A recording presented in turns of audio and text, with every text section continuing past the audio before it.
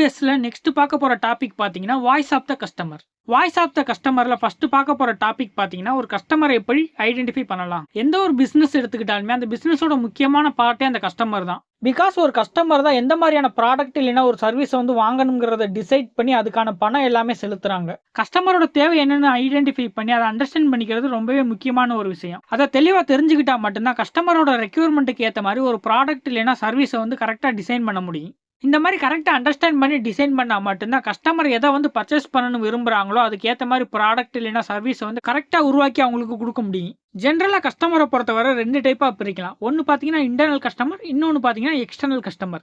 First internal customers பற்றி discuss பண்ணலாம். இப்போ ஒரு பிஸ்னஸ் சிஸ்டம் இருக்குன்னு வச்சுக்கலாம். அந்த பிஸ்னஸ் சிஸ்டத்துக்கு உள்ள ஒரு ப்ராடக்ட் இல்லைன்னா சர்வீஸ் வந்து உருவாக்கி அதை வந்து ப்ரொடியூஸ் பண்ணும்போது அந்த ஆர்கனைசேஷனுக்கு உள்ளேயே யாராவது அதனால பாதிக்கப்படுறாங்க, அப்படி இருக்கவங்க இன்டர்னல் கஸ்டமர்னு சொல்லுவாங்க. பொதுவாக இன்டர்னல் கஸ்டமர் யார் இருப்பாங்கன்னு பார்த்தீங்கன்னா அந்த கம்பெனியில் ஒர்க் பண்ணக்கூடிய எம்ப்ளாயிஸ் தான் சொல்லுவோம். ஃபார் எக்ஸாம்பிள் இப்போ வந்து ஒரு பிஸ்னஸ் சிஸ்டம் வந்து நம்ம கன்சிடர் பண்ணிக்கிறோம். இந்த பிஸ்னஸ் சிஸ்டமில் பார்த்தீங்கன்னா தொடர்ச்சியாக வந்து பல்வேறு ப்ராசஸ் வந்து நடந்துகிட்டு இருக்கு. ஸோ இந்த பிஸ்னஸ் சிஸ்டமில் இருக்கக்கூடிய ப்ராசஸ் எல்லாத்தையும் நீங்கள் பார்க்கும்போது செகண்ட் ப்ராசஸ் பார்த்தீங்கன்னா ஃபர்ஸ்ட் ப்ராசஸோட கஸ்டமர், அதே மாதிரி தேர்ட் ப்ராசஸ் பார்த்தீங்கன்னா செகண்ட் ப்ராசஸோட கஸ்டமர், இதே மாதிரி கண்டினியூஸாக உங்களுக்கு போய்கிட்டே இருக்கு. அதாவது அடுத்த ப்ராசஸ் பார்த்தீங்கன்னா அதுக்கு முன்னாடி உள்ள ப்ராசஸோட கஸ்டமர்னு நம்ம வச்சுக்கலாம். ஓகே, இப்போ இன்டர்னல் கஸ்டமருக்கு என்ன மாதிரியான தேவைகள்லாம் பேசிக்காக இருக்கணும்னு பார்த்தீங்கன்னா அவங்க யூஸ் பண்ணக்கூடிய ப்ராப்பர் டூல்ஸ் அண்ட் அவங்களுக்கு தேவையான எக்யூப்மெண்ட்ஸ் எல்லாமே அவங்களுக்கு கொடுத்துடணும். இது மட்டும் இல்லாமல் அவங்க ப்ராசஸ் ரெஸ்பான்சிபிலிட்டிக்கு ஏற்ற மாதிரி தேவையான ட்ரைனிங் அண்டு ப்ராப்பர் இன்ஸ்ட்ரக்ஷன் எல்லாமே கரெக்டாக கொடுத்துடணும். ஸோ இந்த மாதிரி அவங்களோட பேசிக் தேவைகளை மட்டும் நம்ம வந்து நிறைவேற்றி கொடுத்தா போதுமானு கேட்டிங்கன்னா கண்டிப்பாக இதுக்கு ஒரு லிமிட்டே கிடையாது. ஆர்கனைசேஷனுக்கு ரிலேட்டடாக இருக்கக்கூடிய நியூஸ் லெட்டர்ஸ் கொடுக்கலாம். ப்ராஜெக்டோட ஸ்டோரி போர்டை அப்பப்போ டிஸ்பிளேல அப்டேட் பண்ணிக்கிட்டே இருக்கலாம். ஏதாவது புதுசாக நியூஸ் இல்லைன்னா அனௌன்ஸ்மெண்ட் கொடுக்கணும்னா டீம் மீட்டிங் ஏற்பாடு பண்ணி அவங்களுக்கு வந்து அந்த இன்ஃபர்மேஷனை வந்து ஷேர் பண்ணணும். அதே மாதிரி ஒரு ஆர்கனைசேஷன் இல்லைன்னா ஒரு பிஸ்னஸ் சிஸ்டம்க்கு நிறைய சப்ளையர்ஸ் இருப்பாங்க. ஸோ அவங்களோட குவாலிட்டி எல்லாமே மானிட்டர் பண்ணி எந்த சப்ளையர் வந்து நல்ல குவாலிட்டி கொடுக்குறாங்களோ அவங்களுக்கு வந்து நல்ல அவார்டு கொடுக்கலாம். இந்த மாதிரி ஒரு இன்டர்னல் கஸ்டமரோட தேவையை பூர்த்தி செய்யறது எதுக்காக இவ்வளவு முக்கியமான விஷயமா இருக்குன்னு பார்த்தீங்கன்னா அதுக்கு நிறைய ரீசன்ஸ்லாம் இருக்கு. ஃபர்ஸ்ட் இன்டர்னல் கஸ்டமரோட செயல்பாடு கரெக்டாக இல்லாமல் இருந்துச்சுன்னா அது வந்து ஃபைனல் கஸ்டமரை கண்டிப்பாக பாதிக்கும். அதே மாதிரி இன்டர்னல் கஸ்டமரோட ஆக்டிவிட்டி சரியா இல்லாமல் இருந்துச்சுன்னா அந்த ப்ராசஸுமே பாதிக்கப்படுறதுக்கான வாய்ப்புகள் இருக்கு. அதே மாதிரி இன்டர்னல் கஸ்டமரோட ஆக்டிவிட்டி இல்லைன்னா செயல்பாடு குறையும் போது அந்த ப்ராடக்ட் இல்லைன்னா சர்வீஸோட குவாலிட்டியும் குறைஞ்சிடும். ஸோ இன்டர்னல் கஸ்டமர் அதாவது ஆர்கனைசேஷன்ல இருக்கக்கூடிய எம்ப்ளாயிஸோட தேவைகளை நம்ம கரெக்டாக பூர்த்தி செஞ்சிட்டோம்னாலே அந்த ப்ராடக்ட் இல்லைன்னா சர்வீஸோட குவாலிட்டி இன்க்ரீஸ் ஆகிடும். At the same time productivity increase ஆகிடும். அதே மாதிரி இன்டர்னல் கஸ்டமரோட சாட்டிஸ்ஃபேக்ஷன் லெவலை வந்து இம்ப்ரூவ் பண்ணுறதுக்கு பல வழிகள் இருக்கு. ஆர்கனைசேஷனுக்குள்ள கம்யூனிகேஷனை வந்து இன்க்ரீஸ் பண்ணலாம். குவாலிட்டி ப்ராடக்ட் ரெடி பண்ணுற இடத்துல அவங்கள ரெகக்னைஸ் பண்ணி அவார்ட்ஸ் கொடுக்கலாம். காம்படிட்டிவ் கம்பெனிஸ் கூட எப்படி போட்டி போடலாங்கிறதுக்கு தேவையான ட்ரைனிங்ஸ் கொடுக்கலாம். நெக்ஸ்ட் எக்ஸ்டர்னல் கஸ்டமர்ஸ் பற்றி டிஸ்கஸ் பண்ணலாம். ஆக்சுவலாக இந்த எக்ஸ்டர்னல் கஸ்டமர் யாருன்னு பார்த்தீங்கன்னா உங்கள் கம்பெனியில் இருந்து ஒரு ப்ராடக்டாக இருக்கட்டும் இல்லைன்னா ஒரு சர்வீஸாக இருக்கட்டும் அதை வந்து வாங்கக்கூடியவங்க. இந்த ப்ராடக்ட் இல்லைன்னா சர்வீஸை வாங்கக்கூடியவங்க ஒரு தனிப்பட்ட நபராக இருக்கலாம் இல்லைன்னா ஒரு ஆர்கனைசேஷனாக கூட இருக்கலாம். இவங்கள தான் நம்ம வந்து எக்ஸ்டர்னல் கஸ்டமர்னு சொல்லுவோம். கஸ்டமரோட ப்ராஜெக்ட்ல எந்த மாதிரியான பாசிட்டிவ் எஃபெக்ட்ஸ்லாம் இருக்குங்கிறத நம்ம டிஸ்கஸ் பண்ணலாம். எந்த ஒரு ப்ராஜெக்டாக இருந்தாலும் சரி இந்த ப்ராஜெக்டில் இருக்கக்கூடிய ப்ராசஸை இம்ப்ரூவ் பண்ணுறதுக்கான முக்கியமான அம்சமே அந்த ப்ராஜெக்டோட கஸ்டமர் தான். ஒரு ப்ராஜெக்டில் இருக்கக்கூடிய இன்டர்னல் கஸ்டமர்ஸ் தான் அந்த ப்ராஜெக்டில் இருக்கக்கூடிய ப்ராசஸை கரெக்டான முறையில் கொண்டு போய்கிட்டு இருப்பாங்க. ஸோ இன்டர்னல் கஸ்டமர் கிட்ட ஏற்படக்கூடிய பாதிப்பை வந்து கன்சிடர் பண்ணாமல் இருந்தோம்னா அதனால அந்த ப்ராஜெக்ட்டும் பாதிப்படையக்கூடிய வாய்ப்புகள் இருக்கு. இன்டர்னல் கஸ்டமரை பொறுத்தவரை அவங்களுக்கு ஏற்படக்கூடிய பாசிட்டிவ் இம்பாக்ட் எந்த மாதிரி இருக்கும்னா எந்த ஒரு ப்ராஜெக்டாக இருந்தாலுமே அந்த ப்ராஜெக்ட் பற்றின ஃபுல் அப்ஜெக்டிவ் ஸ்கோப் பற்றி ஃபுல் அவேர்னஸ் இருக்கக்கூடிய இன்டர்னல் கஸ்டமரால தான் அந்த ப்ராஜெக்ட் வந்து செயல்பட்டுக்கிட்டு இருக்கு. இதனால ப்ராஜெக்ட் மெம்பர்ஸ்க்குள்ள நல்ல அண்டர்ஸ்டாண்டிங் இருக்கு. அட் த சேம் டைம் நல்ல அவுட்புட்டும் கிடைக்கும். அதே மாதிரி அந்த ப்ராஜெக்ட்ல இருக்கக்கூடிய டீம் மெம்பர்ஸ் அந்த ப்ராஜெக்டோட டிஸ்கிரிப்ஷனை வந்து சாட்டிஸ்ஃபை பண்றதுக்கு எவ்வளவு தூரம் போகணுமோ அவ்வளவு தூரம் வந்து போவாங்க. இதனால ப்ராஜெக்ட்ல இருக்கக்கூடிய டீம் மெம்பர் கஸ்டமரோட சாட்டிஸ்ஃபேக்ஷனை வந்து ஃபில்ஃபில் பண்ற மாதிரி டீம் மெம்பர்ஸ்க்கு வந்து தேவையான ட்ரைனிங் கொடுத்து அந்த மாதிரி அவங்கள வழிநடத்தி கொண்டு போவாங்க. இந்த மாதிரி பாசிட்டிவ் என்விரான்மெண்ட்ல வந்து டீம் வந்து ஒர்க் பண்ணிக்கிட்டு இருக்கிறதுனால அவங்களோட பாண்டிங் வந்து இன்னுமே ஸ்ட்ராங் ஆகுது. ஓகே, இப்போ எக்ஸ்டர்னல் கஸ்டமருக்கு எந்த மாதிரியான பாசிட்டிவ் இம்பாக்ட்லாம் வருங்கிறத பார்க்கலாம். ஒரு ப்ராசஸை இம்ப்ரூவ் பண்ணுற மாதிரி ஒரு ப்ராஜெக்டை கொண்டு வரும்போது அந்த ப்ராசஸில் ஏற்படக்கூடிய ப்ராப்ளமை வந்து அனலைஸ் பண்ணி அதுக்கு ஏற்ற மாதிரி எஃபெக்டிவான சொல்யூஷனை வந்து கொண்டு வர முடியும். ப்ராப்ளம்க்கான எஃபெக்டிவான சொல்யூஷன் இருக்கிற ரீசன்னால அவங்களால ஒரு நல்ல ப்ராடக்ட்டை வந்து உருவாக்க முடியும். இந்த மாதிரி ஒரு சக்ஸஸ்ஃபுல்லான ப்ராசஸ் இம்ப்ரூவ்மெண்ட் ப்ராஜெக்ட்ஸ் வந்து உள்ள கொண்டு வரும்போது ஒரு ஆர்கனைசேஷன்ல இருக்கக்கூடிய கஸ்டமரோட எதிர்பார்ப்புகளை தெரிஞ்சுக்கிட்டு அவங்களோட தேவைகளை வந்து பூர்த்தி செய்ய முடியும். இதனால கஸ்டமருக்கு கொடுக்கக்கூடிய சர்வீசஸ்ல வந்து நல்ல இம்ப்ரூவ்மெண்ட் கிடைக்கும். ஃபார் எக்ஸாம்பிள் ஒரு நல்ல குவாலிட்டியான ப்ராடக்ட் இல்லைன்னா சர்வீஸ் வந்து கஸ்டமருக்கு ப்ரொவைட் பண்ணும்போது அந்த கஸ்டமர் வந்து ஆர்கனைசேஷன் மேல ஈஸியாக சாட்டிஸ்ஃபை அடைஞ்சிருவாங்க. இப்போ கஸ்டமர் டேட்டா கலெக்ஷன் எந்தெந்த மெத்தட்ஸ் இருக்குன்னு டிஸ்கஸ் பண்ணலாம். நீங்கள் இப்போ கஸ்டமர் என்ன டைப்புன்னு ஐடென்டிஃபை பண்ண ஆரம்பிச்சிட்டிங்கன்னா அதிலிருந்து கஸ்டமரோட டேட்டாவை எப்படி கலெக்ட் பண்ணணும்னு பார்க்கணும்.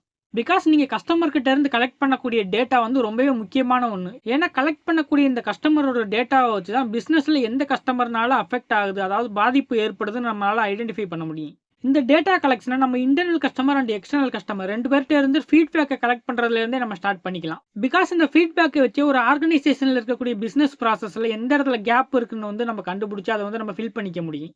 இந்த ஃபீட்பேக்ல இருந்தே கஸ்டமர் வந்து ஆர்கனைசேஷன் ப்ரொவைட் பண்ணக்கூடிய ப்ராடக்ட் அல்ல சர்வீஸோட குவாலிட்டி பத்தி என்ன நினைக்கிறாங்கன்னு தெரிஞ்சுக்கலாம். இது மட்டும் இல்லாம காம்படிட்டிவ் கம்பெனிஸோட ப்ராடக்ட் அண்ட் சர்வீஸ் வந்து கம்பேர் பண்ணி அதுல இருந்து எப்படி பெட்டரா இம்ப்ரூவ் பண்ணலாங்கிறத நம்ம தெரிஞ்சுக்கலாம். அண்ட் அடிஷனல் இப்போ ஒரு காம்படிட்டிவ் கம்பெனிஸ் இருக்காங்க, அவங்க வந்து கொடுக்கக்கூடிய ப்ராடக்ட் இல்லைன்னா சர்வீஸ்க்கு வந்து சடனா ஏதாவது ஆஃபர் வந்து ப்ரொவைட் பண்றாங்க. அதுக்கான காரணத்தையும் நம்மளால தெரிஞ்சுக்க முடியும். கஸ்டமர் கிட்ட இருந்து ஃபீட்பேக்கை கலெக்ட் பண்றதுக்கு நிறைய மெத்தட்ஸ்லாம் இருக்கு. நீங்க இப்போ ஒரு ஆர்கனைசேஷன்ல ஒர்க் பண்ணிக்கிட்டு இருந்தீங்கன்னா நீங்களே இந்த மெத்தட்ஸ்ல நிறைய மெத்தட்ஸ் வந்து ஒரு கட்டத்தில் யூஸ் பண்ணியிருக்கலாம்.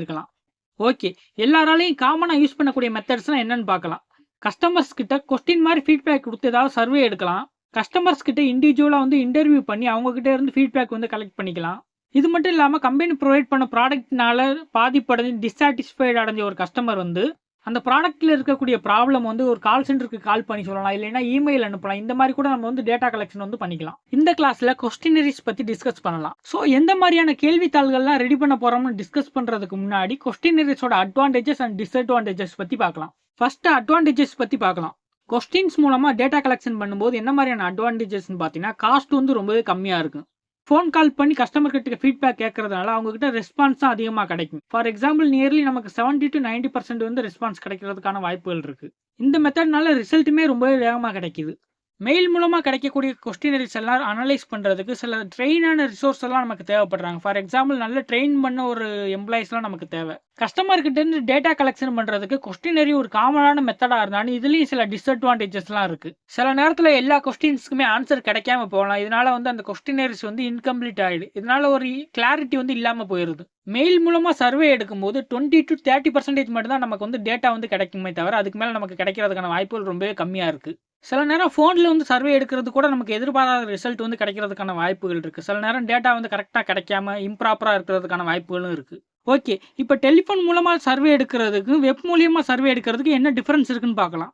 டேட்டா வந்து கலெக்ட் பண்ணுறதுக்கு நிறைய சர்வே மெத்தட்ஸ் இருக்குது. ஸோ கஸ்டமர் கிட்ட யூஸ் பண்ணக்கூடிய சர்வே மெத்தட் ஒவ்வொரு ஆர்கனைசேஷனோட தேவையை பொறுத்து மாறுபடும். மோஸ்ட்டாக எல்லா ஆர்கனைசேஷனாலும் யூஸ் பண்ணக்கூடிய சர்வே மெத்தட் பார்த்தீங்கன்னா ஒன்று டெலிஃபோன் சர்வே, இன்னொன்று பார்த்தீங்கன்னா வெப் சர்வே. 2 சர்வே மெத்தட்லையுமே அட்வான்டேஜஸும் இருக்குது, டிஸ்அட்வான்டேஜஸும் இருக்குது.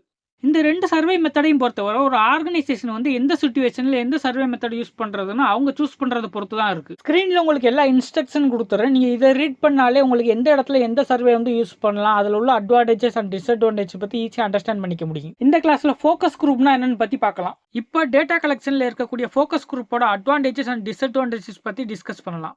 ஃபோக்கஸ் குரூப் கூட இருக்கக்கூடிய இன்ட்ராக்ஷன் மூலம் டேட்டா கலெக்ஷன் பண்ணுறதுனால ஃபோக்கஸ் குரூப் கிட்ட இருந்து தேவையான இன்ஃபர்மேஷனை வந்து நம்மளால உருவாக்கிக்க முடியும். At the same time focus group வந்து ரொம்ப கஷ்டமான கடினமான டெப்தா இருக்கக்கூடிய கொஸ்டின்ஸ்க்கு கூட ஆன்சர் வந்து கொடுக்குறாங்க. இதனால அதே கஷ்டமா இருக்கக்கூடிய கொஸ்டின்ஸ்க்கு கூட நல்ல குவாலிட்டியான ஆன்சர் வந்து நமக்கு கிடைக்குது. அண்ட் அடிஷனலா ஃபோக்கஸ் குரூப் மூலமா நம்ம ஒரு ப்ராடக்ட் இல்லைன்னா சர்வீஸோட சிடிக்யூ வேல்யூ, அதாவது கிரிட்டிக்கல் டு குவாலிட்டி வேல்யூ நம்மளால தெரிஞ்சுக்க முடியும். கண்டினியூஸா ஃபோக்கஸ் குரூப்போட டிஸ்அட்வான்டேஜஸ் பத்தி தெரிஞ்சுக்கலாம். ஃபோக்கஸ் குரூப் மூலமா டேட்டா கலெக்ஷன் பண்றது இந்த குரூப்ல இருக்கிறவங்களால மட்டும்தான் பண்ண முடியுமே தவிர மற்றவங்களால பண்ண முடியாது. இந்த ரீசன்னாலேயே இதுல இருந்து கிடைக்கக்கூடிய ரிசல்ட்ஸை வந்து எல்லாருமே யூஸ் பண்ற மாதிரி ஜெனரலைஸ் பண்றது ரொம்பவே கஷ்டமான ஒரு விஷயம். இந்த ஃபோக்கஸ் குரூப்ல இருக்கக்கூடிய இன்னொரு மிகப்பெரிய டிஸ்அட்வான்டேஜஸ் பாத்தீங்கன்னா இது மூலமா கலெக்ட் பண்ணக்கூடிய டேட்டாஸோட குவாலிட்டி நம்ம கிட்ட இருக்கக்கூடிய குவான்டிட்டியை விட அதிகமா இருக்கு. அண்ட் அடிஷனலா ஃபோக்கஸ் குரூப்ல இருக்கக்கூடியவங்க அவங்க கிட்ட இருக்கக்கூடிய பர்சனல் எக்ஸ்பீரியன்ஸை பொறுத்து இன்னும் நிறைய டேட்டாவை வந்து அடிஷனலா வந்து உருவாக்கிக்குவாங்க. ஸோ சம்டைம்ஸ் அந்த டேட்டா வந்து நிலையா இல்லாமலோ இல்லைன்னா அந்த ப்ராடக்ட் ஆர் சர்வீஸ்க்கு வந்து ரிலவெண்டா இல்லாமலோ இருக்கலாம். நெக்ஸ்ட் டேட்டா கலெக்ஷன்ல இன்டர்னல் அண்ட் எக்ஸ்டர்னல் கஸ்டமர் கிட்ட பண்ணக்கூடிய இன்டர்வியூ டெக்னிக்ஸ் பத்தி டிஸ்கஸ் பண்ணலாம். இப்போ டேட்டா கலெக்ஷனுக்காக பண்ணக்கூடிய இன்டர்வியூஸ்ல இருக்கக்கூடிய அட்வான்டேஜஸ் அண்ட் டிஸ்அட்வான்டேஜஸ் பத்தி பார்க்கலாம். ஃபர்ஸ்ட் இன்டர்வியூவோட அட்வான்டேஜஸ். கஸ்டமர்ஸை இன்டர்வியூ பண்றதுனால சிக்கலா இருக்கக்கூடிய கொஸ்டின் இல்லைன்னா அதிகப்படியான இன்ஃபர்மேஷனை வந்து ஈஸியா ஹேண்டில் பண்ணிக்க முடியும். இந்த மெத்தட் மூலமா கஸ்டமர் கிட்ட கொஸ்டின் கேட்கும்போது அவங்களுக்கு வந்து ஈஸியா புரிய வைக்கிறதுக்காக விசுவல்ஸ் மூலமா அவங்களுக்கு காட்டி அவங்களுக்கு வந்து புரிய வச்சுக்கலாம். இப்போ கஸ்டமர் கிட்ட இமெயில் மூலமோ இல்லைன்னா கால் பண்ணி அவங்க கிட்ட கொஸ்டின்ஸ் கேட்டு அது மூலமா டேட்டா கலெக்ஷன் பண்ணும்போது அவங்க விருப்பமே இல்லாத தப்பான தகவல்களை கொடுக்கறதுக்கான வாய்ப்புகள் இருக்கு. பட் டைரக்டா அவங்களை இன்டர்வியூ பண்றதுனால இதை வந்து நம்ம ப்ரிவென்ட் பண்ணிக்கலாம். நெக்ஸ்ட் இன்டர்வியூல இருக்கக்கூடிய டிஸ்அட்வான்டேஜஸ் பத்தி பார்க்கலாம். ஒவ்வொரு கஸ்டமரையும் தனித்தனியா இண்டிவிஜுவலா இன்டர்வியூ பண்றதுனால இதுக்கான டைம் வந்து அதிகமா எடுத்துக்கும். அதே மாதிரி ஒருத்தவங்க இப்போ கஸ்டமரை இன்டர்வியூ பண்றாங்கன்னா அவங்களுக்கு அந்த ப்ராடக்ட் இல்லைன்னா சர்வீஸ்னு பத்தின ஃபுல் எக்ஸ்பீரியன்ஸ் இருக்குன்னு, அதே மாதிரி அவங்களுக்கு அது ரிலேட்டடான ட்ரைனிங்ஸ் ஃபுல்லா இருக்கணும். இந்த கிளாஸ்ல டேட்டா கலெக்ட் பண்ணும்போது இருக்கக்கூடிய இம்பார்ட்டன்ஸ் அண்ட் அர்ஜென்சியோட டிஃபரெண்ட் இன்புட் மெத்தட்ஸ் பத்தி நம்ம டிஸ்கஸ் பண்ணலாம். இந்த டேபிள்ல டேட்டா கலெக்ட் பண்ணும்போது இருக்கக்கூடிய இம்பார்ட்டன்ட் அண்ட் அர்ஜென்சியை பொறுத்து எந்த இன்புட் மெத்தட் யூஸ் பண்ணணுங்கிறது தெளிவா கொடுத்துருக்கேன். டேட்டாவை கலெக்ட் பண்றதுக்கு எந்த மாதிரியான இன்புட் மெத்தட்ஸ் எல்லாம் இருக்குன்னு பாத்தீங்கன்னா telephone survey, web survey and interview. இந்த 3 மெத்தட்ல எந்த கஸ்டமருக்கு எந்த மெத்தட் யூஸ் பண்ணணுங்கிற முடிவை வந்து அந்த ஆர்கனைசேஷனோட முக்கியத்துவத்தை பொறுத்து மாறுபடும். அதாவது அந்த மெத்தட் வந்து யூஸ் பண்ணக்கூடிய காரணத்தோட இம்பார்ட்டன்ஸை பொறுத்து அந்த ஆர்கனைசேஷன் வந்து ஒவ்வொரு மெத்தடுக்கு வந்து வெயிட்டேஜ் வந்து கொடுப்பாங்க. ஃபார் எக்ஸாம்பிள், இப்போ ஒரு மெத்தட் வந்து யூஸ் பண்ண போறாங்கன்னா அதோட காஸ்ட் வந்து அதிகமா இருக்கு அப்படிங்கிறத கன்சிடர் பண்ணாங்கன்னா அதோட வெயிட்டேஜ் பார்த்தீங்கன்னா 20ங்கிறது வந்து அசைன் பண்ணிக்கிடுவாங்க. மெத்தடை சூஸ் பண்றதுக்கு இன்னொரு இம்பார்ட்டன்டான காரணம்னு பார்த்தீங்கன்னா கஸ்டமர் கிட்ட இருந்து வரக்கூடிய ரெஸ்பான்ஸ் ரேட்டு. மோஸ்டா இந்த 2 ரீசனுக்கு அப்புறம் தான் மற்ற எல்லா ரீசனுமே கன்சிடரே பண்ணுவாங்க. அண்ட் அடிஷனலி கிடைக்கக்கூடிய டேட்டாவோட தாக்கம் வந்து கம்மியா இருக்கு அந்த மாதிரி சுச்சுவேஷன்ல அதோட வெயிட்டேஜ் பார்த்தீங்கன்னா லோ வெயிட்டேஜ்னு கொடுத்துருவாங்க. ஒவ்வொரு டேட்டா கலெக்ஷன் மெத்தடுமே கிடைக்கக்கூடிய டேட்டாவோட காரணத்தை வச்சு அந்த டேட்டானால ஆர்கனைசேஷனுக்கு எந்த மாதிரியான ஃபேவர்லாம் கிடைக்கும் அதை வச்சு அதுக்கு ரேட்டிங் வந்து 1லேருந்து 10 வரை கொடுப்பாங்க. இந்த மாதிரி ரேட்டிங் எல்லாமே கொடுத்ததுக்கு அப்புறம் ஒவ்வொரு மெத்தடுக்குமே டோட்டல் ஸ்கோர் வந்து கால்குலேட் பண்ணுவாங்க. இதை எப்படி கால்குலேட் பண்ணுவாங்கன்னு பார்த்தீங்கன்னா இப்போ இந்த டெலிஃபோன் சர்வேயே எடுத்துக்கலாம். இந்த டெலிஃபோன் சர்வேயோட வேல்யூவை அதோட வெயிட்டேஜ் கூட மல்டிப்ளை பண்ணி 1 by 1 ஆட் பண்ணிக்கிட்டே வருவாங்க. ஸோ டோட்டல் ஆட் பண்ணி வரும்போது நமக்கு வந்து டோட்டல் ஸ்கோர் வந்து கிடச்சிடும். ஸோ நம்மகிட்ட இருக்கக்கூடிய டேட்டாக்கு நம்ம டோட்டல் ஸ்கோர் பார்க்கணும்னா ஃபர்ஸ்ட் ரோவை மல்டிப்ளை பண்ணிட்டு plus second row plus third row அப்படியே கண்டினியூஸாக நம்ம போக போகிறோம். ஸோ நமக்கு 8 into 12 plus 8 into 6 plus 3 into 20 plus 5 into 5 plus 3 into 5 plus 7 into 50 plus 1 into 10 plus 7 into 3 plus 0 into 2 plus 3 into 2 plus 1 into 10 plus 7 into 5 plus 8 into 5 equal to 471. இதே same ப்ரொசீஜரை நம்ம follow பண்ணி web survey and interview சர்வேக்கு பார்க்கும்போது நமக்கு web சர்வேக்கு 744 total score கிடைக்குது. அதே மாதிரி இன்டர்வியூக்கு 522ங்கிறது total ஸ்கோராக கிடைக்குது. இப்போ இந்த 3 மெத்தடோட டோட்டல் ஸ்கோர் பார்க்கும்போது 744ங்கிறது தான் நமக்கு வந்து அதிகமாக இருக்குது. இந்த 744ங்கிறது பார்த்தீங்கன்னா வெப் சர்வே. ஸோ நம்ம இந்த 3 மெத்தடில் வெப் சர்வே யூஸ் பண்ணால் நல்லா எஃபெக்டிவாக இருக்குன்னு நமக்கு தெரிய வருது. இந்த கிளாஸில் கஸ்டமர் வந்து கம்ப்ளைண்ட் பண்ணி அது மூலமாக கிடைக்கக்கூடிய டேட்டா கலெக்ஷனால இருக்கக்கூடிய அட்வான்டேஜஸ் அண்ட் டிஸ்அட்வான்டேஜஸ் பற்றி பார்க்கலாம். ஃபர்ஸ்ட் அட்வான்டேஜஸ், கஸ்டமர் கிட்ட இருந்து எந்த ஒரு தடையுமே இல்லாமல் டைரக்டா அந்த ப்ராடக்ட் ஆர் சர்வீஸோட ஃபீட்பேக் வந்து நமக்கு கிடைக்கும். இதனால இண்டிவிஜுவலாக ஒவ்வொரு கஸ்டமருக்குமே சீக்கிரமாகவே ரெஸ்பான்ஸ் பண்ணி அவங்களுக்கான சொல்யூஷன் வந்து ப்ரொவைட் பண்ண முடியும். இதில் இருக்கக்கூடிய டிஸ்அட்வான்டேஜஸ் பற்றி பார்க்கலாம். பொதுவாக கஸ்டமர் கிட்ட இருந்து கிடைக்கக்கூடிய கம்ப்ளைண்ட்ல இருந்து ப்ராடக்டோட ஃபீட்பேக் நமக்கு சரியா தெரிஞ்சாலும் அந்த ப்ராடக்டோட சாம்பிளிங் சைஸ் நமக்கு பர்டிகுலராக தெரியாது. ஃபார் எக்ஸாம்பிள், நமக்கு எவ்வளோ ப்ராடக்ட்ல இந்த ப்ராப்ளம் வந்திருக்குன்னு நமக்கு கரெக்டாக சொல்ல முடியாது. இந்த மாதிரி அந்த ப்ராடக்டோட சாம்பிளிங் சைஸ் நமக்கு தெரியாதனால அந்த கஸ்டமர் கம்ப்ளைண்ட் கொடுக்கக்கூடிய 1 or 2 கஸ்டமருக்கு மட்டும் தான் அந்த ப்ராப்ளத்தை சால்வ் பண்ணி கொடுக்க முடியுமே தவிர எல்லா கஸ்டமரோட ப்ராப்ளமும் நம்மளால சால்வ் பண்ணிக்க முடியாது. இந்த கிளாஸ்ல ஒரு ப்ராடக்டோட கம்ப்ளைண்ட்டுக்கு எந்த கஸ்டமருக்கு வந்து சர்வீஸ் வந்து வேகமாக கொடுக்கணும், அது ரெண்டுக்கும் உள்ள டிஃபரன்ஸ் பற்றி டிஸ்கஸ் பண்ணலாம். ஒரு கஸ்டமரோட கம்ப்ளைண்ட்டாக இருக்கட்டும் இல்லைன்னா அதுக்கு கொடுக்கக்கூடிய சர்வீசஸாக இருக்கட்டும், இது ரெண்டுமே ஒரு கம்பெனியில் இருக்கக்கூடிய ப்ராசஸை வந்து இம்ப்ரூவ் பண்ணுறதுக்கு முக்கியமான ஒரு விஷயம். இந்த மாதிரி கஸ்டமரோட கம்ப்ளைண்ட்லேருந்து கிடைக்கக்கூடிய டீட்டெயில்ஸ்லேருந்து கஸ்டமரோட தேவையை வந்து இன்டெரக்டாக நம்மளால் பூர்த்தி செய்ய முடியும். ஃபர்ஸ்ட் ப்ராடக்ட் கம்ப்ளைண்ட் பற்றி டிஸ்கஸ் பண்ணலாம். கஸ்டமர் கிட்ட இருந்து ஒரு ப்ராடக்ட் ரிலேட்டடான கம்ப்ளைண்ட் வருதுன்னா அந்த ப்ராடக்ட்டை வாங்கின கஸ்டமர் வந்து அந்த ப்ராடக்ட்னால ஹாப்பி அடையலை அப்படிங்கிற ஒரு மீனிங்க்கு நம்ம எடுத்துக்கலாம். இந்த கம்ப்ளைண்ட் மூலமா ப்ராடக்ட் வந்து கஸ்டமரோட சாட்டிஸ்ஃபேக்ஷன் ஆர் ஸ்பெசிஃபிகேஷன் வந்து ஃபுல்ஃபில் பண்ணல, இன்னும் அந்த ப்ராடக்ட்ல வந்து இம்ப்ரூவ்மெண்ட் தேவைங்கிற ஒரு விஷயம் நமக்கு தெரிய வருது. இது மட்டும் இல்லாமல் அந்த ப்ராடக்ட் ரிலேட்டடா கஸ்டமருக்கு உள்ள தேவைகளை வந்து ஃபுல்லா அந்த கம்பெனி வந்து ஐடென்டிஃபை பண்ணலங்கிற ஒரு விஷயம் நமக்கு தெரிய வருது. நெக்ஸ்ட், கஸ்டமருக்கு வேகமாக கொடுக்கக்கூடிய சர்வீஸ் ரெக்வெஸ்ட் பத்தி டிஸ்கஸ் பண்ணலாம். இப்போ அவசரமா ஒரு சர்வீஸ் ரெக்வெஸ்ட் வருதுன்னா அந்த ப்ராடக்ட் ஆர் சர்வீஸ் வந்து கஸ்டமருக்கு வந்து உடனடியாக தேவைப்படுங்கிற ஒரு மீனிங்க்கு நம்ம எடுத்துக்கலாம். இன்னொரு விஷயம் என்னன்னா, கஸ்டமருக்கு வந்து ஆல்ரெடி கொடுக்கக்கூடிய சர்வீஸ் வந்து இன்னும் அவங்களுக்கு சரியான நேரத்தில் போய் சேரலேன்னு, ஸோ கஸ்டமரோட எக்ஸ்பெக்டேஷன் வந்து இன்னும் ஃபுல்ஃபில் ஆகல. இதுல இருந்து ஆர்கனைசேஷன் வந்து கஸ்டமருக்கு ப்ரொவைட் பண்ணக்கூடிய சர்வீஸ்ல வந்து இன்னும் இம்ப்ரூவ்மெண்ட் கொண்டு வர வேண்டியது அவசியங்கிறது நமக்கு தெரிய வருது. இந்த கிளாஸ்ல ப்ராடக்ட் கம்ப்ளைண்ட் அண்ட் கஸ்டமருக்கு கொடுக்கக்கூடிய சர்வீஸ்க்கு இருக்கக்கூடிய இம்பார்ட்டன்ஸ் அண்ட் அர்ஜென்சி பத்தி டிஸ்கஸ் பண்ணலாம். இந்த டேபிள்ல ஒரு ப்ராடக்ட் இல்லைன்னா சர்வீஸ்க்கு கொடுக்கக்கூடிய வேற மெத்தடோட இம்பார்ட்டன்ட் அண்ட் அர்ஜென்சி வந்து எப்படி கால்குலேட் பண்றதுன்னு தெளிவாக கொடுத்துருக்கு. நம்ம ஆல்ரெடி ப்ரீவியஸாவே இதை பத்தி நம்ம டீட்டெயிலா பார்த்துருந்தோம். சேம் ப்ரொசீஜர் தான் இதுலயும் நம்ம பின்பற்ற போறோம். இது மட்டும் இல்லாம ஒரு ஆர்கனைசேஷன் வந்து எந்த மெத்தட் வந்து சூஸ் பண்ணணும், அதுக்கு தேவையான பாசிபிள் கிரிட்டீரியா அண்ட் அதுக்கான காரணம் வந்து இதுல கொடுத்துருக்கு. இதுல இருக்கக்கூடிய ஒவ்வொரு காரணத்துக்கும் அந்த ஆர்கனைசேஷன் செட் பண்ண கிரிட்டீரியா அண்ட் இம்பார்ட்டன்ஸை பொறுத்து அதுக்கு வந்து வெயிட்டேஜ் கொடுக்கணும். நம்ம ஆல்ரெடி ப்ரீவியஸ் கிளாஸ்ல பார்த்த மாதிரியே இம்பார்ட்டன்ஸ் அண்ட் அர்ஜென்சிக்கு ஒரு ஆர்கனைசேஷன் ப்ராடக்ட் இல்லைன்னா சர்வீஸுக்கு பண்ணக்கூடிய செலவு, அதாவது கஸ்டமரோட ரெக்யூர்மெண்ட்டை பொறுத்து இருக்கு. ஸோ அதுக்கு இம்பார்ட்டன்ஸ் வந்து அதிகமாக கொடுப்பாங்க. அதனால அதுக்கு வந்து வெயிட்டேஜ் வந்து நம்ம 15ங்கிறது வந்து வச்சுக்கலாம். இதுக்கு கண்டினியூஸா அப்படியே இதுக்கு அப்புறம் இருக்கக்கூடிய ரீசன்ஸ் எல்லாத்துக்கும் நம்ம வந்து வெயிட்டேஜ் வந்து 14, 13 அப்படியே கம்மி பண்ணி குறைச்சிக்கிட்டே வந்துக்கலாம். நம்ம இப்போ ஒரு ப்ராடக்டோட கம்ப்ளைண்ட் அண்ட் அதுக்கு கொடுக்கக்கூடிய சர்வீஸ்க்கு இருக்கக்கூடிய இம்பார்ட்டன்ஸ் அண்ட் அர்ஜென்சி பத்தி தான் பார்க்க போறோம். ஸோ ஒரு ப்ராடக்டோட கம்ப்ளைண்டோட டேட்டாவை நம்ம கலெக்ட் பண்றதுக்கு வந்து டைம் அதிகமாக எடுக்கும். நெக்ஸ்ட் அந்த டேட்டாவை வந்து நம்ம அனலைஸ் பண்ணணும். ஸோ டேட்டா கலெக்ஷனால இருக்கக்கூடிய இம்பாக்ட் வந்து கம்மியான அளவுல தான் இருக்கும். இதுல கொடுக்கக்கூடிய ஒவ்வொரு இன்புட் மெத்தடுமே ஆர்கனைசேஷனுக்கு எந்த அளவுல சாதகமா இருக்கு அதை வச்சு ரேட்டிங் வந்து 1ல இருந்து 10 வரை கொடுப்பாங்க. அதாவது ஆர்கனைசேஷனுக்கு ரொம்ப சாதகமா இருந்துச்சுன்னா அதுக்கு ரேட்டிங் வந்து 10ன்னு கொடுப்பாங்க. அதுவே ஆர்கனைசேஷனுக்கு சாதகம் குறைஞ்சிக்கிட்டே இருந்துச்சுன்னா அதுக்கு வந்து கடைசியா வந்து ரேட்டிங் வந்து 1ன்னு முடிப்பாங்க. இந்த மாதிரி ரேட்டிங் எல்லாமே மெத்தட்ஸ்க்கு கொடுத்து முடிச்சதுக்கு அப்புறம் அதுல இருக்கக்கூடிய டோட்டல் ஸ்கோர் வந்து கால்குலேட் பண்ணுவாங்க. டோட்டல் ஸ்கோர் கால்குலேட் பண்ணுறது நம்ம ஆல்ரெடி ப்ரீவியஸ் கிளாஸில் பார்த்த மாதிரியே தான். இப்போ ஃபஸ்ட் ரோ எடுத்துக்கிட்டிங்கன்னா ஃபஸ்ட் ரோவில் இருக்கக்கூடிய ரேட்டிங் அண்ட் அதோட வெயிட்டேஜ் வந்து மல்டிப்ளை பண்ணிவிட்டு ப்ளஸ் செகண்ட் ரோக்கு போயிடுவாங்க. செகண்ட் ரோவில் இருக்கக்கூடிய வெயிட்டேஜ் அண்ட் அதோட ரேட்டிங் வந்து மல்டிப்ளை பண்ணி அப்படியே ஆட் பண்ணி மல்டிப்ளை பண்ணி டோட்டல் வந்து பார்ப்பாங்க. இப்போ நம்ம எடுத்துக்கிட்ட டேபிளில் ஒரு ப்ராடக்ட் கம்ப்ளைண்டோட இம்பார்ட்டன்ட் அண்ட் அர்ஜென்சியோட டோட்டல் ஸ்கோர் வந்து பார்க்கலாம். நம்ம ஆல்ரெடி டிஸ்கஸ் பண்ண மாதிரி ஃபர்ஸ்ட் ரோவில் இருக்கக்கூடிய ரேட்டிங் அண்ட் வெயிட்டேஜ் வந்து மல்டிப்ளை பண்ணிட்டு ப்ளஸ் செகண்ட் ரோக்கு போகணும், அப்படியே கண்டினியூ பண்ணணும். ஸோ 18 × 50 + 4 × 15 + 3 × 2 + 1 × 10 + 1 × 10 + 1 × 10 + 1 × 8 + 1 × 10 + 4 × 2 + 1 × 8 + 1 × 10 டோட்டல் பார்த்தீங்கன்னா நமக்கு 260 கிடைக்குது. சேம் ப்ரொசீஜரை நம்ம ஃபாலோ பண்ணால் சர்வீஸ் ரிக்வெஸ்ட்டோட டோட்டல் ஸ்கோர் பார்த்தீங்கன்னா 817ங்கிறது கிடைக்குது. இதில் customer complaint and service request ரெண்டோட டோட்டல் ஸ்கோரை வந்து கம்பேர் பண்ணி பார்க்கும்போது சர்வீஸ் ரிக்வெஸ்ட்டோட டோட்டல் ஸ்கோர் வந்து கஸ்டமர் கம்ப்ளைண்டோட அதிகமாக இருக்கு. ஸோ ஆர்கனைசேஷன் வந்து சர்வீஸ் ரிக்வெஸ்ட்டுக்கு தான் ஃபோக்கஸ் பண்ணி அதுக்கு இம்பார்ட்டன்ஸ் கொடுத்து அதை வந்து ஃபர்ஸ்ட் சால்வ் பண்ணி கொடுக்கணும். இந்த கிளாஸில் டேட்டா கலெக்ஷன் டூல்ஸில் இருக்கக்கூடிய கீ எலிமெண்ட்ஸ் பற்றி டிஸ்கஸ் பண்ணலாம். ஒரு ஆர்கனைசேஷன்ல எந்த டைப்பான டேட்டாவை வந்து கலெக்ட் பண்றாங்கிறத பொறுத்து தான் அதுக்கு தேவையான டேட்டா கலெக்ஷன் டூலை வந்து செலக்ட் பண்ணுவாங்க. இந்த மாதிரி செலக்ட் பண்ணக்கூடிய டேட்டா கலெக்ஷன் டூல்ல இருக்கக்கூடிய கீ எலிமெண்ட்ஸ் என்னன்னு கண்டினியூஸா அப்படியே டிஸ்கஸ் பண்ணலாம். ஃபர்ஸ்ட் டேட்டா கலெக்ஷன் பண்ணும்போது டைரக்டா கஸ்டமர் இல்லைன்னா பிரைமரி சோர்ஸ்ல இருந்து நம்ம டேட்டாவை கலெக்ட் பண்றதுனால அந்த டேட்டா ரிலேட்டடான மிஸ் கம்யூனிகேஷன் அந்த இன்ஃபர்மேஷன் வந்து லாஸ் ஆகிற ரிஸ்க் வந்து நமக்கு வந்து கம்மியாயிடும். இந்த மாதிரி கலெக்ட் பண்ணக்கூடிய டேட்டா வந்து ஒரு முக்கியமான ரீசனுக்காக தான் நம்ம வந்து கலெக்ட் பண்றோம். ஏன்னா கஸ்டமரோட கம்ப்ளைண்ட்டை வந்து நம்ம வந்து கலெக்ட் பண்ணி அதுல இருந்து அந்த ப்ராடக்ட்டை வந்து இம்ப்ரூவ் பண்றதுக்காக நம்ம யூஸ் பண்றோம். ஸோ கஸ்டமர் கிட்ட வந்து ஒரு நம்பகத்தன்மை வந்து அதிகரிக்குது. ஒரு ஆர்கனைசேஷனோட கோலை வந்து இம்ப்ரூவ் பண்றதுக்கு பொருத்தமாகவும் அதுக்கு ரிலவெண்டாகவும் நம்ம வந்து டேட்டா வந்து எப்பவுமே கலெக்ட் பண்ணணும். ஒரு ஆர்கனைசேஷனுக்கு டேட்டா எப்போ தேவையோ அந்த நேரத்தில் நம்ம உடனடியாக டேட்டா கலெக்ட் பண்ணுறதுனால அது வந்து ஒரு புதுமையான டேட்டாவாக இருக்கிறதோட அந்த கரண்ட்ல வந்து கஸ்டமரோட ஃபீட்பேக்கை நம்மளால அனலைஸ் பண்ணிக்க முடியும். இந்த காரணத்தினால கஸ்டமரோட தேவையை வந்து நம்மளால அக்யூரேட்டாக வந்து ஐடென்டிஃபை பண்ணி அதை சால்வ் பண்ணி கொடுக்க முடியும்.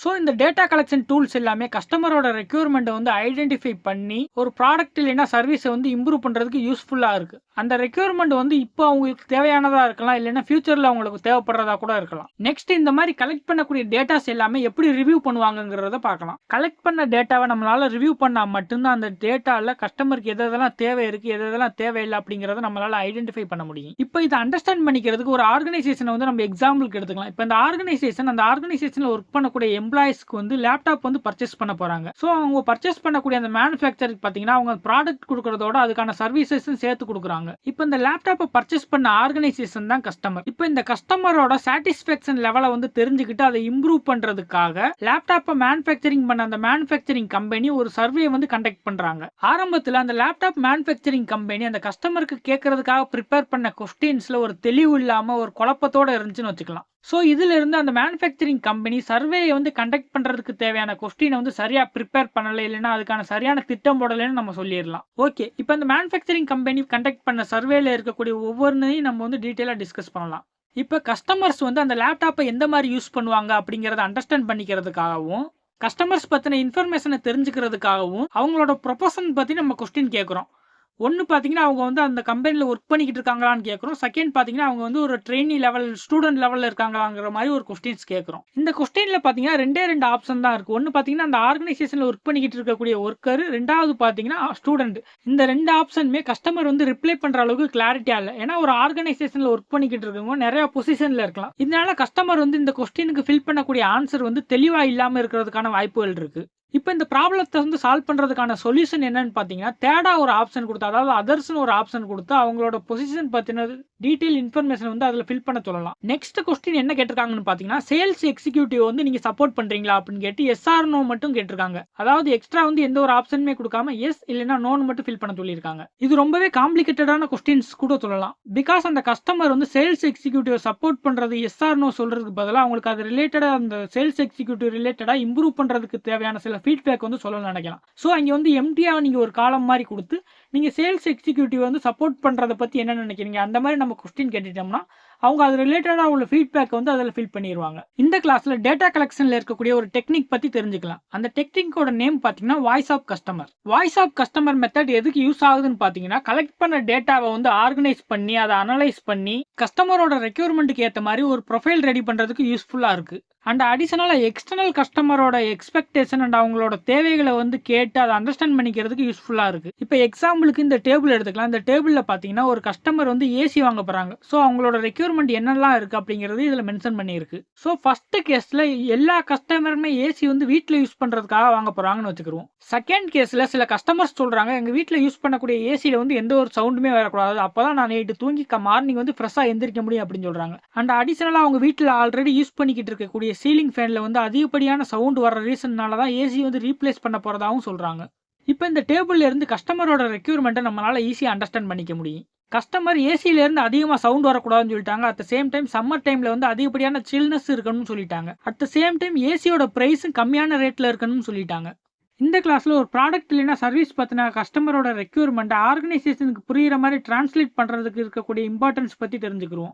சம்டைம்ஸ் கஸ்டமரோட ரெக்யூர்மெண்ட் எப்படி வரும்னா ஹை லெவல் எக்ஸ்பெக்டேஷனோட இருக்கும், பட் கிளாரிட்டி இருக்காது. At the same time product இல்லைன்னா சர்வீஸ் பற்றின ஸ்பெசிஃபிகேஷன் தெளிவாக ஸ்பெசிஃபை பண்ணி சொல்லியிருக்க மாட்டாங்க. சம்டைம்ஸ் கஸ்டமரோட ஃபீட்பேக் வந்து ரொம்ப பெருசாக இருந்தாலும் அவங்களோட செல்ஃப் எக்ஸ்பீரியன்ஸ் வச்சு இருக்குமே தவிர அந்த ப்ராடக்ட்டோட ஸ்பெசிஃபிகேஷன் வச்சு அது இருக்காது. ஸோ இந்த மாதிரி கஸ்டமர்கிட்ட இருந்து கிடைக்கக்கூடிய டேட்டாஸ் எல்லாமே ஆர்கனைசேஷனில் ஒர்க் பண்ணுறவங்க புரிஞ்சுக்கிறது மாதிரி கிரிட்டிக்கல் டு குவாலிட்டி, அதாவது ப்ராடக்ட் ஸ்பெசிஃபிகேஷனாக மாற்றி கொடுக்கணும். இந்த மாதிரி மெஷரபிள் ஸ்பெசிஃபிகேஷனாக மாற்றுறதுக்கு சிடிக்யூல எந்த மாதிரியான எலமெண்ட்ஸ்லாம் யூஸ் பண்ணுவோம்னா output characteristics, y metric, target values, specification and tolerance limit. continuous classல நம்ம வந்து CTQ அதாவது critical to quality அப்படின்னா என்னங்கிறத டீட்டெயிலாக டிஸ்கஸ் பண்ணலாம். இப்போ குவாலிட்டி ஃபங்க்ஷன் டிப்ளாய்மெண்ட் அதாவது QFD அப்படின்னா என்னங்கிறது இந்த கிளாஸ்ல நம்ம டிஸ்கஸ் பண்ணலாம். QFDங்கிறது ஒன் ஆஃப் த ப்ராசஸ் தான். இது எதுக்கு யூஸ் ஆகுதுன்னு பார்த்தீங்கன்னா, கஸ்டமருக்கு வந்து என்ன தேவைப்படுது, அவங்க வந்து என்ன எதிர்பார்க்குறாங்க அதை வந்து உறுதி பண்ணி அந்த டேட்டா எல்லாமே கலெக்ட் பண்ணிட்டு ஆர்கனைசேஷனுக்கு புரியுற மாதிரி டெக்னிக்கல் ஸ்பெசிஃபிகேஷனை அதை வந்து டிரான்ஸ்லேட் பண்ணி கொடுக்கறதுக்கு இந்த QFD வந்து யூஸ் ஆகுது. இந்த QFD-யை நம்ம வந்து வாய்ஸ் ஆஃப் த கஸ்டமர் இல்லைன்னா ஹவுஸ் ஆஃப் த குவாலிட்டின்னு கூட சொல்லலாம். QFD ஒரு பிசினஸ் ப்ராசஸ்ல எப்படி யூஸ் ஆகும்னு பாத்தீங்கன்னா, கஸ்டமருக்கு எந்த மாதிரியான தேவை இருக்குன்னு அண்டர்ஸ்டாண்ட் பண்றதுக்கு, கஸ்டமர் கொடுக்கக்கூடிய டிசைனை மேனுஃபேக்சரிங் ப்ராசஸ்க்கு ஏற்ற மாதிரி மாத்தி கொடுக்கறதுக்கு, இல்லைன்னா ஒரு டெக்னிக்கல் ஸ்பெசிஃபிகேஷனை கன்வெர்ட் பண்ணி கொடுக்கறதுக்கு யூஸ் ஆகுது. இது மூலமா கஸ்டமர் வந்து சாட்டிஸ்ஃபேக்ஷன் பண்றதுக்கு யூஸ் ஆகுது. ஓகே, இப்போ QFD யூஸ் பண்றதுல இருக்கக்கூடிய பெனிஃபிட்ஸ் பத்தி தெரிஞ்சுக்கலாம்.